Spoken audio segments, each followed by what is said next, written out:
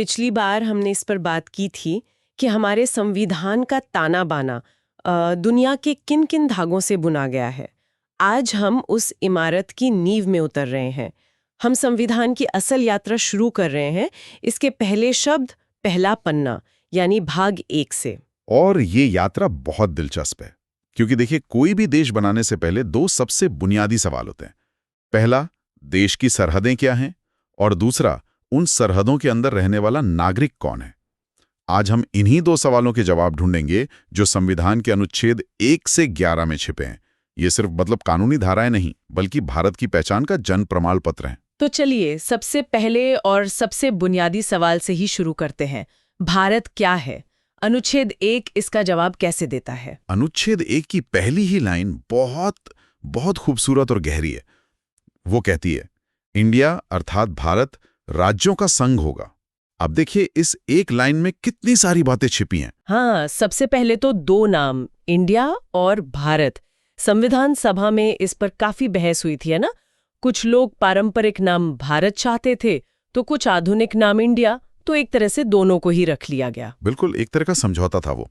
लेकिन असली कहानी जो है वो दूसरे हिस्से में है, राज्यों का संघ यानी यूनियन ऑफ स्टेट्स। उन्होंने राज्यों का महासंघ मतलब फेडरेशन ऑफ स्टेट्स शब्द का इस्तेमाल नहीं किया जैसा अमेरिका में है। और ये कोई छोटी मोटी बात नहीं है। इसका क्या मतलब हुआ? संघ और महासंघ में क्या फर्क है?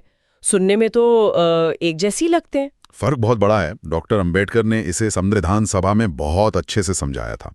उन्होंने कहा कि अमेरिकन महासंघ यानी फेडरेशन वो राज्यों के बीच एक समझौते का नतीजा है। मतलब कुछ राज्य साथ आए और उन्होंने मिलकर एक देश बनाया। लेकिन भारत राज्यों के बीच किसी समझौते का परिणाम नहीं है। भारत पहले से एक है।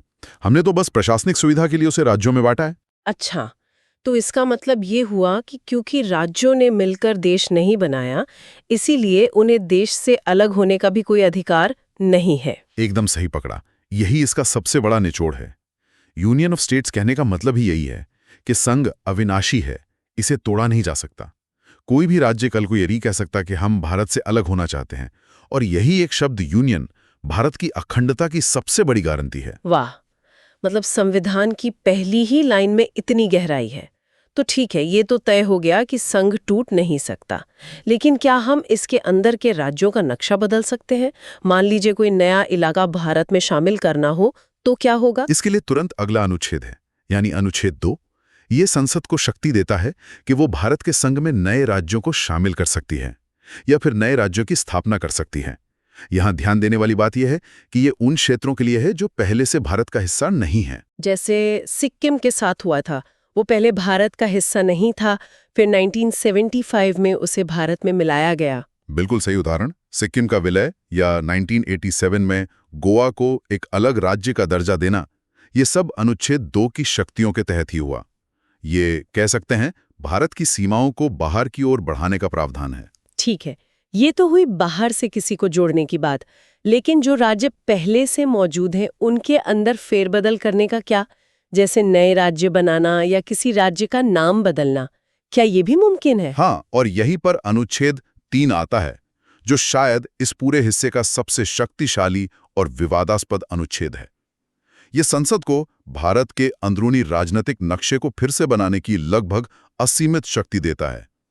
संसद चाहे तो किसी राज्य से उसका इलाका अलग करके नया राज्य बना सकती है, 2 या ज्यादा राज्यों को मिला सकती है, किसी का क्षेत्रफल बढ़ा या घटा सकती है, सीमाओं को बदल सकती है और नाम भी बदल सकती है। हाँ, यहां तक कि किसी राज्य का नाम भी बदल सकती है। मतलब तेलंगाना का आंध्र प्रदेश से अलग होकर बनना या उत्तरांचल का नाम बदलकर उत्तराखंड होना, ये सब अनुच्छेद 3 के तहत ही हुआ। लेकिन यहाँ एक पेंच है ना?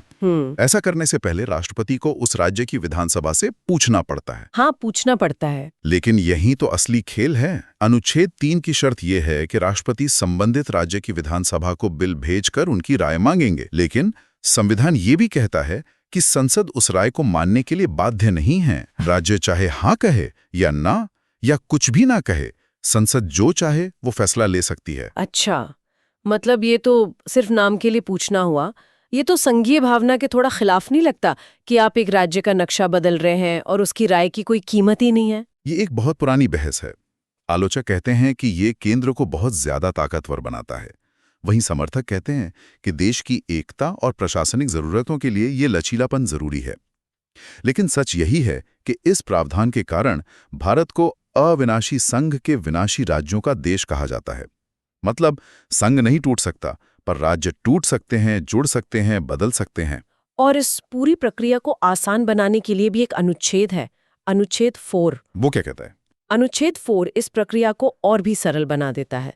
वो कहता है कि अनुच्छेद 2 और 3 के तहत किया गया कोई भी बदलाव, यानी किसी नए राज्य का निर्माण या किसी की सीमा में परिवर्तन, संविधान का संशोधन नहीं माना जाएगा। अरे, इसका क्या मतलब हुआ? ये तो बहुत बड़ी बात है। इसका मतलब यह है कि किसी राज्य का नक्शा बदलने जैसे इतने बड़े काम के लिए संसद में विशेष बहुमत की जरूरत नहीं है।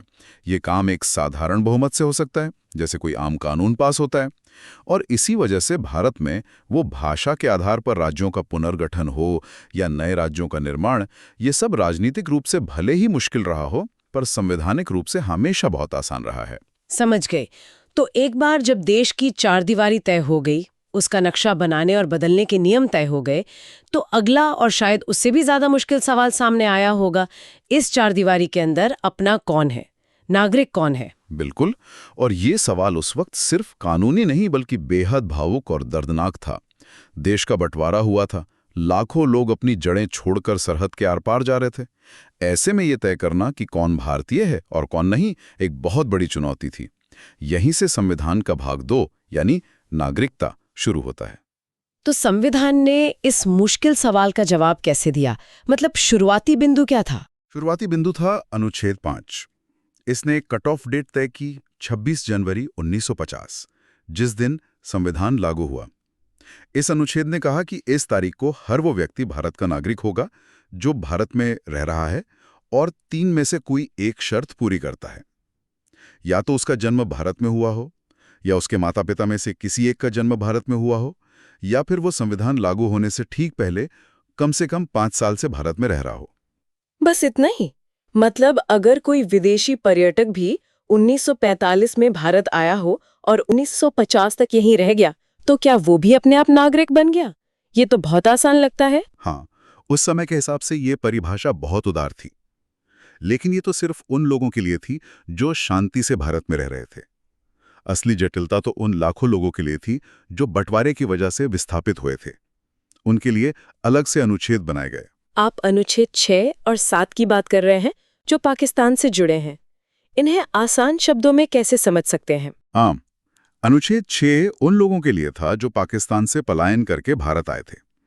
इसने कहा कि अगर कोई व्यक्ति पाकिस्तान से भारत आया है तो उसे नागरिक माना जाएगा, बस कुछ शर्तें पूरी करनी होंगी। इसमें भी एक तारीख तय की गई, 19 जुलाई 1948। इससे पहले आने वालों के लिए नियम आसान थे और इसके बाद आने वालों को रजिस्ट्रेशन करवाना पड़ता था। और अनुच्छेद 7? अनुच्छेद 7 उन लोगों की अनोखी स्थिति को देखता था जो पहले भारत से पाकिस्तान चले तो गए, लेकिन फिर उनका मन बदल गया और वो वापस भारत लौट आए। उनके लिए भी कुछ शर्तों के साथ नागरिकता का रास्ता खुला रखा गया। आप सोचिए, संविधान बनाने वाले कितनी मानवीय गहराइयों में उतर रहे थे। वो सिर्फ कानून नहीं लिख रहे थे, वो बंटवारे के जख्मों पर मरहम लगाने की कोशिश कर रहे थे। सच में, ये तो उस दौर की उथल-पुथल को संभालने की एक कोशिश थी। इसके बाद भी कुछ अनुच्छेद है नागरिकता पर, जैसे 8, 9 और 10। वो क्या कहते हैं? अनुच्छेद 8 उन भारतीय मूल के लोगों के लिए था जो भारत से बाहर दूसरे देशों में रह रहे थे। इसने उन्हें भी नागरिकता का अधिकार दिया। अनुच्छेद 9 ने एक बहुत जरूरी और सीधा नियम बनाया, एकल नागरिकता। इसने कहा कि अगर कोई भारतीय नागरिक अपनी मर्जी से किसी और देश की नागरिकता ले लेता है तो उसकी भारतीय नागरिकता अपने आप खत्म हो जाएगी। भारत दोहरी नागरिकता को मान्यता नहीं देता। और अनुच्छेद 10 बस ये कहता है कि जिसे भी नागरिकता मिल गई है वो संसद के बनाए कानूनों के तहत नागरिक बना रहेगा। तो ये सारे नियम तो उस वक्त के लिए थे, 26 जनवरी 1950 की स्थिति को संभालने के लिए। लेकिन भविष्य का क्या? कल को अगर कोई नागरिक बनना चाहे या किसी की नागरिकता खत्म करनी हो, तो क्या हर बार संविधान बदलना पड़ता? इसका कोई स्थायी हल निकाला गया था? बहुत अच्छा सवाल है और इसका जवाब है इस भाग का आखिरी और सबसे महत्वपूर्ण अनुच्छेद, अनुच्छेद 11। संविधान निर्माता भविष्य को बांधना नहीं चाहते थे। वो जानते थे कि समय के साथ नागरिकता के नियम बदलने पड़ेंगे। इसलिए अनुच्छेद 11 ने नागरिकता से जुड़े हर मामले पर कानून बनाने की सारी शक्ति भारत की संसद को दे दी। अच्छा, तो मतलब संविधान ने सिर्फ एक शुरुआती फ्रेमवर्क दिया और बाकी सब भविष्य की संसद पर छोड़ दिया। बिल्कुल।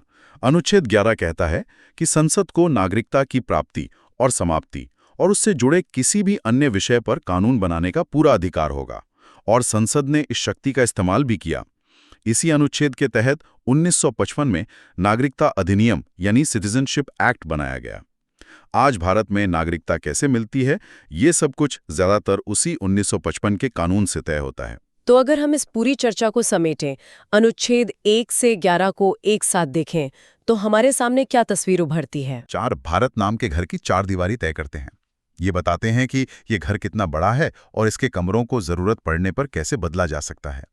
फिर अनुच्छेद 5 से 11 ये परिभाषित करते हैं कि इस घर में रहने वाले परिवार के सदस्य कौन हैं। मतलब पहले देश, फिर नागरिक, एक तार्किक क्रम है ये तो। हाँ, इसीलिए भाग 1 और 2 को भारतीय संविधान की आधारशिला कहा जा सकता है। ये वो बुनियाद है जिस पर आगे चलकर अधिकारों, कर्तव्यों और सरकार की पूरी शानदार इमारत खड़ी होती है। आप नागरिकों को अधिकार तो तभी देंगे ना जब आप ये तय कर लें कि नागरिक है कौन। इन 11 अनुच्छेदों ने ठीक यही काम किया। देश और नागरिक को परिभाषित करने के बाद अब संविधान उस हिस्से में प्रवेश करता है जो इन नागरिकों को उनके सबसे शक्तिशाली हथियार देता है। अगली बार हम भारतीय संविधान के दिल की धड़कन यानी मौलिक अधिकारों पर गहराई से बात करेंगे। और जाते जाते हमारे सुनने वालों के लिए एक सवाल छूट जाता हूं। आज हमने अनुच्छेद 3 की बात की, जो संसद को किसी भी राज्य की सीमाओं को उसकी मर्जी के बिना बदलने की जबरदस्त ताकत देता है। जरा सोचिए, ये प्रावधान भारत के संघीय ढांचे में केंद्र और राज्यों के बीच शक्ति के असली संतुलन के बारे में हमें क्या बताता है। इस पर विचार कीजिएगा।